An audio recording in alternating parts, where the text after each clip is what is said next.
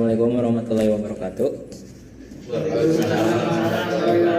Sebelumnya izin memperkenalkan diri terlebih dahulu. Kami dari kelompok 11 BC dan yang meranggotakan adalah saya sendiri Fauzan Ahmad Rabu Rizky serta rekan saya Fahmi Adi Murban akan menjelaskan terkait evaluasi yang kami lakukan terhadap jaringan yang ada di Bapenda Majalengka Badan Pendapatan Daerah. Dan mungkin bisa Oke, mari kita lihat dulu ringkasan hasil analisis kami kepada Bapenda Majalengka ini. Bisa dilihat ya, struktur jaringan pada Bapenda ini sudah cukup optimal. Bisa dilihat dari plan, DHCP, firewall, dan NAS sudah berstruktur dengan baik dan beroperasi secara optimal.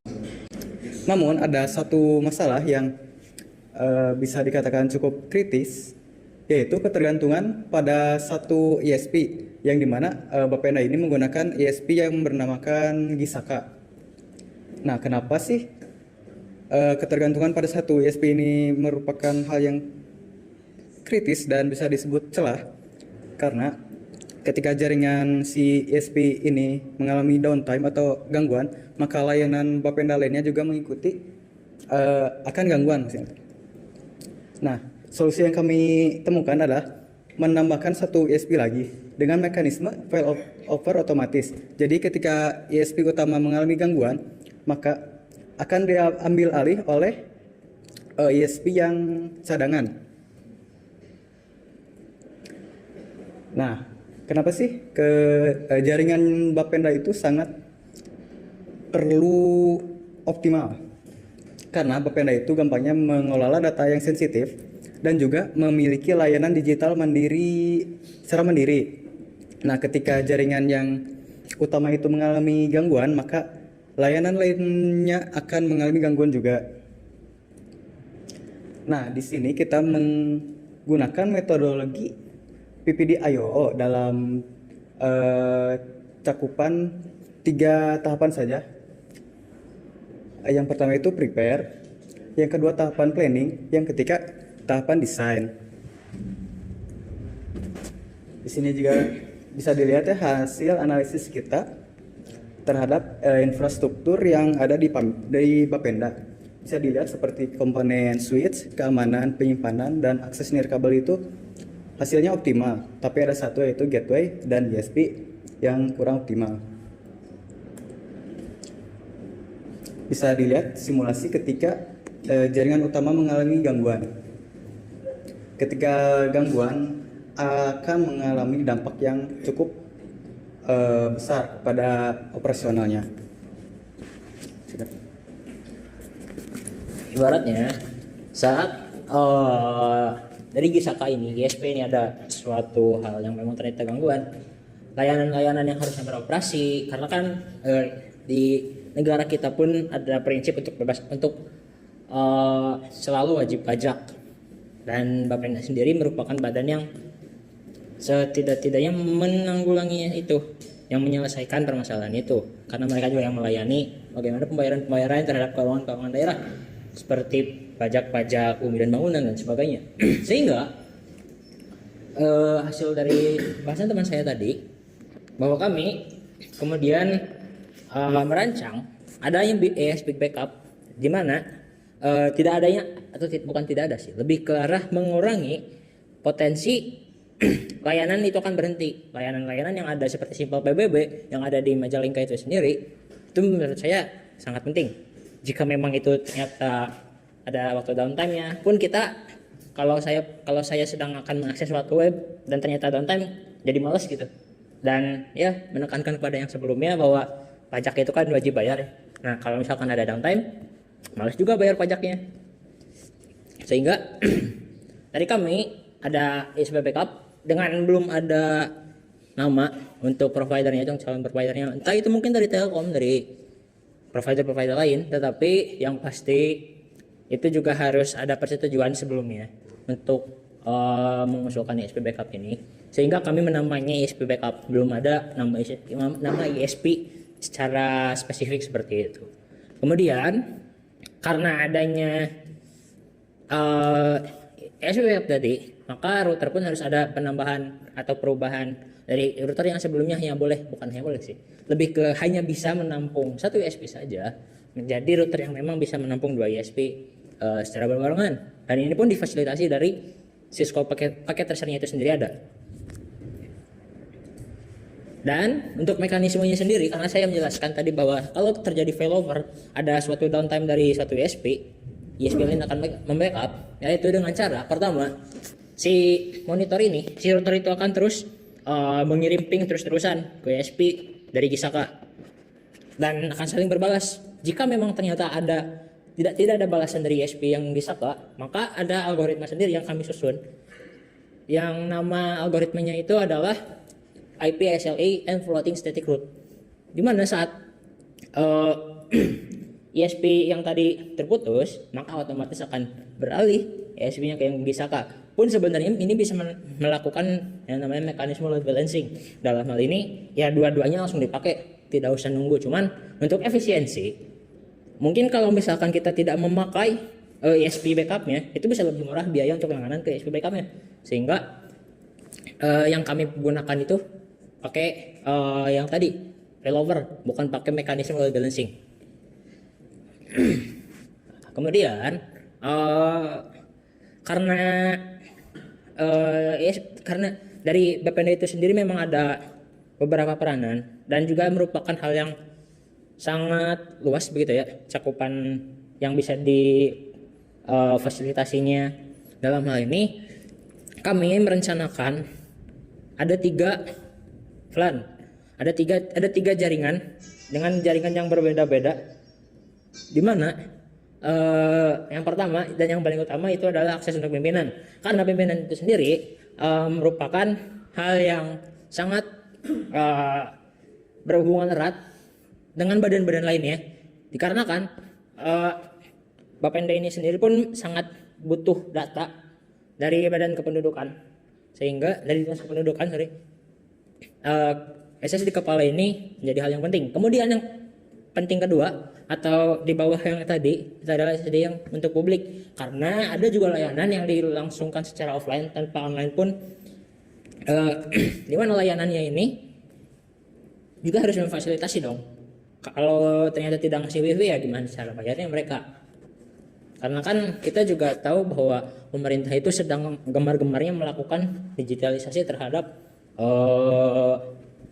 instansinya seperti itu. Kemudian ada juga wifi stop, di mana apa sih urgensi dari pembagian tiga jalur ini, dikarenakan ditakutkannya karena memang untuk kapasitas yang diberikan Gisaka itu 1 GB klaimnya, namun optimalnya itu saya nggak tahu karena kemarin pun tidak dapat akses.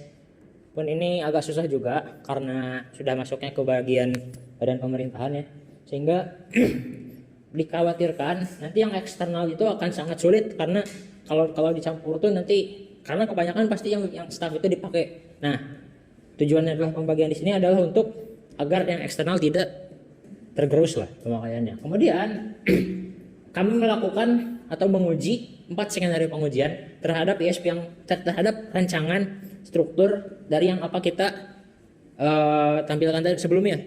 Pertama, untuk skenario kondisi normal, di mana PC dari staff itu ingin mengakses internet dan itu lulus. Dalam hal ini dia berhasil. Kemudian ada failover test. Failover test itu bagaimana? Jadi saat ternyata ada gangguan dari ISP yang di Gisaka dan ternyata tidak bisa diakses gitu ya. Nah, ISP backup ini bisa melakukan backup yang memang di Cisco pun sudah ada lah hasilnya. Kemudian ada pemulihan ulang. Kalau misalkan ISP Gisakanya down, ada juga skenario untuk pemulihan ulang ISP yang sebelumnya sudah down tadi. Dan tentunya karena ini merupakan badan pemerintahan, uji keamanan itu perlu, karena data-data penting yang ada di Bapenda ini juga bisa dimanfaatkan, bisa dijual-jual juga gitu ya. Sehingga diperlukan firewall yang bagus untuk melindungi data kita, data-data yang dimiliki oleh Bapenda, sehingga dilakukanlah uji keamanan. Dan ada beberapa hal yang menurut kami atau direkomendasikan untuk bisa ditingkatkan kepada Bapak itu sendiri. Yang pertama, karena sekarang itu akses point yang ada itu menggunakan WPA 2. Sementara ada teknologi yang lebih baik. Dalam hal ini WPA 3 yang memiliki hal seperti keamanan yang lebih mudah dipahami, tetapi sangat sulit untuk ditembus oleh para hacker. Dalam hal ini dari WPA 2 itu kata sandinya kurang dalam hal algoritma pembuatannya, tetapi di WPA 3 sendiri klaimnya sudah ditingkatkan. Kemudian ada manajemen kinerja, implementasi QoS walaupun hanya beberapa hal. Dalam hal ini tidak seperti teman-teman sebelumnya menggunakan throughput dan sebagainya, tetapi hanya beberapa hal kayak apakah aplikasi-aplikasi yang ada di bawah naungan itu bisa berjalan hanya dengan 1 GB tadi. Kemudian ada redundancy core. Redundancy core ini maksudnya adalah penambahan core yang sebelumnya ISP yang ada, ISP Saka ditambah dengan backup ya, bukan ISP tambahan. Kemudian ada lisensi perangkat, karena dari hasil wawancara yang kami dapatkan bahwa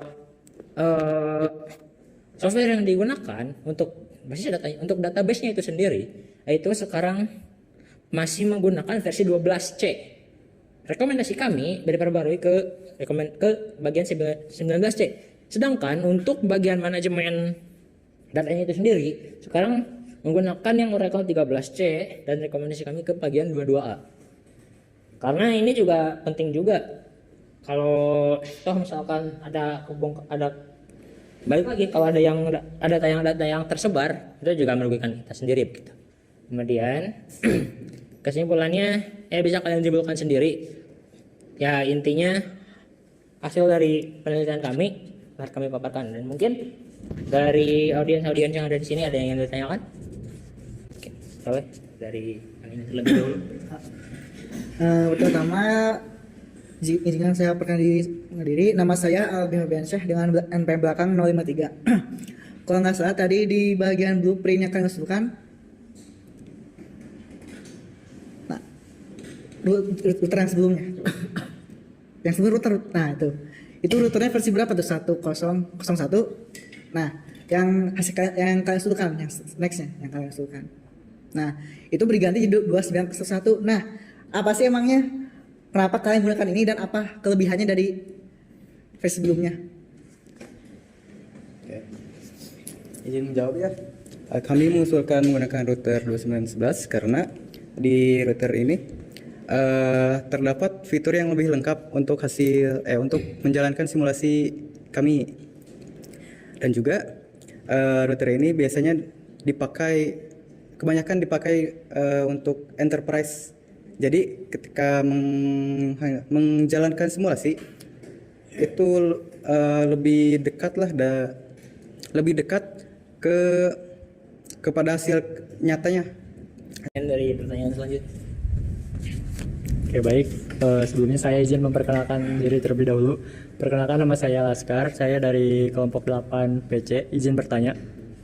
Untuk yang tadi yang IP SLE dan floating static router ini. Izin bertanya ya.